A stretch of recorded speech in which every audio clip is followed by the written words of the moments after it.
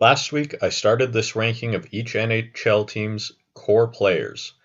If your team isn't here, check out the previous posts down in the description below to see where your team landed in the rankings. As a reminder, we're looking at each team's top 3 forwards, top 2 defensemen, and goaltending situation, and ranking based on how each of those categories compare with other teams. Let's finish with the top 10. Number 10, Philadelphia Flyers. Philadelphia had a great second half last year and were arguably the best team leading into the COVID break. They are very well rounded with strength in each offense, defense, and goaltending. Their offense is led by Giroux, Couturier, and Konechny. Sometimes they're all on the same line together, but at other times they are split up to give the team more depth. On defense, it's probably their weakest point since Niskanen retired. It leaves them with Provorov and Sanheim as their top 2. Though if Gostisbehere has a return to form, a case could be made for him. In goal is their greatest strength, with Hart developing into one of the best starters in the league, and Elliott still being a capable backup. Number 9, Calgary Flames. The Flames made a couple of pretty big additions, but also lost a great defenseman in Brody. Offensively, they remain the same with Gaudreau, Tkachuk, and Monahan leading the way. There was some trade talk surrounding Gaudreau due to his playoff performances. In the regular season, however, I'm sure he'll do just fine, and maybe even better than last year. On defense, despite the loss of Brody, they are still one of the best with Giordano and Hanifin. They've also added Tanev to maintain their depth. In goal is where they made their biggest improvements by adding Markstrom, and they still have Riddick, who won't want to give up the starting position so easily. Number 8, Montreal Canadiens. Offensively, the Canadiens are similar to the Islanders in that they don't really have any superstars, but they have a full team of solid offensive players. They also have some new faces and some young guys that should become the new core soon. But for now, I'm considering Gallagher, Tatar, and Danault to still be their core. On defense, they have Weber, who is aging but is still one of the league's toughest to play against, and Petrie, who continues to be an underrated gem. In goal, they have arguably the league's best starter in Price, and arguably the league's best backup in Allen, who together create the league's best tandem. Number 7, Dallas Stars. After reaching the finals last year, you would think they would have been even higher, but some key injuries knocked them down a bit. Offensively, they have Sagan, Ben, and Radulov. Sagan is injured, so that hurts them a lot, but I expect Ben and Radulov to pick up the pace a bit in his absence. On defense, Klingberg and Heiskanen showed that they are 2 of the world's best in last year's playoffs, with their exceptional performances. In goal, they would have had one of the best tandems in Bishop and Hudobin, but due to Bishop's injury, it leaves Hudobin as a pure starter, which he has never really been in his career. Number 6, Colorado Avalanche. The Avalanche have been making huge strides over the last couple of seasons. Their offensive depth has gotten much stronger, but the core remains with McKinnon, Rantanen, and Landeskog, who might now be the league's best line. On defense, they are putting a lot of reliance on 2 young stars in Makar and Girard, which is what keeps me from rating them higher. They still have the veterans Eric Johnson and Ian Cole, and they brought in Devon Toews, which should help lighten the load a little bit for them. In net, they have Grubauer, who, when healthy, has shown he can be relied upon as a starter. Behind him is Francouz, who they hope to not have to turn to.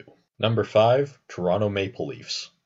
The Maple Leafs have had the same core developing for a few seasons now, and keep trying to retool the pieces around them for the right fit. I think this year they made the right improvements to finally make it over the first round hurdle.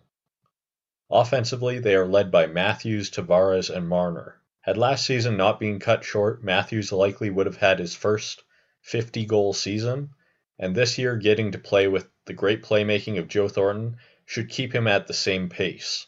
On defense, they've added Brody and Bogosian for depth, but their core remains with Riley and Muzzin. Muzzin's injury in the playoffs might have been what cost them last year, so a healthy season from him could be exactly what is needed. In goal, they still have Anderson, and with a smaller workload thanks to the pickup of Campbell, he should improve upon previous seasons. Number 4, Carolina Hurricanes. Carolina is a team that I think a lot of people forget just how good they are. Offensively, they have a lot of options with Aho, Teravainen, and Svechnikov, all seeming to get better and better all the time. They have some of the best defensive depth in the league, and at the top of their charts sit Dougie Hamilton and Jacob Slavin. In goal is where they could use some work, with the solid but underwhelming duo of Mrazek and Reimer. Both good, but neither really standing out. Number 3, Boston Bruins. The Bruins have kept the same core for a long time, and I expect them to take a step back, but their top line and goaltending tandem are too strong to put them lower. Offensively, they still have one of the best lines in hockey with their newly named captain Bergeron, with Marchand and Pastrnak.